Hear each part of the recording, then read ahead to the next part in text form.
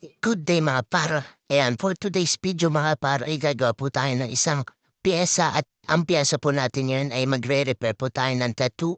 Bali itong tattoo ay gawa po ng old artist and respect po sa old artist na gumawa po nito at pinapaayos po sa atin ni Madam.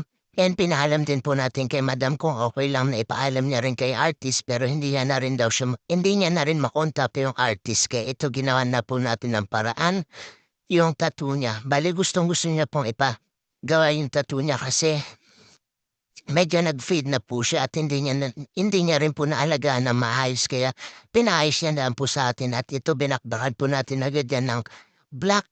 Bali inuuna po natin yan sa mga dark colors. Siyempre unahin muna natin yung black ink para hindi magmantsa pag nag-colors po tayo mamaya mga para at yan. Kung nakikita niyo yung old na tattoo ni Madam ay talagang medyo hindi na naalagaan at sobrang fade na kaya inayos po natin.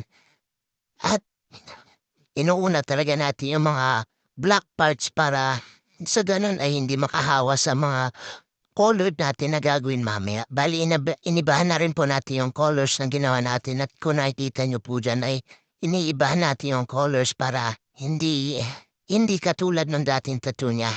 Para maging kakaiba rin naman sa paningin ni Madam. Bali, pinagkatiwala po sa atin ni Madam tong piyesa na to dahil nakita niya dahil mga gawa po natin mga ganito at talagang maraming salamat po sa pagtangkilik at pagtitiwala sa paggawa ng mga ganitong piyesa. At to, sinisimulan na po natin kulayan yung kanyang butterfly bago natin lagyan ng background. Bali na-request na rin po natin kay Madam na lagyan po natin ng background kahit papano ay hindi maging plain yung tattoo niya.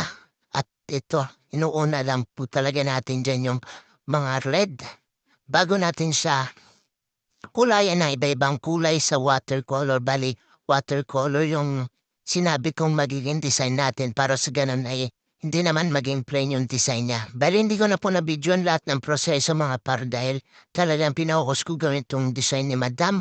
At ito na po yung naging final outcome ng ating ginawa. Sa mga gusto po maging kwarpo dyan ay pwede nyo po message sa aking tattoo page bagi full-time hustle.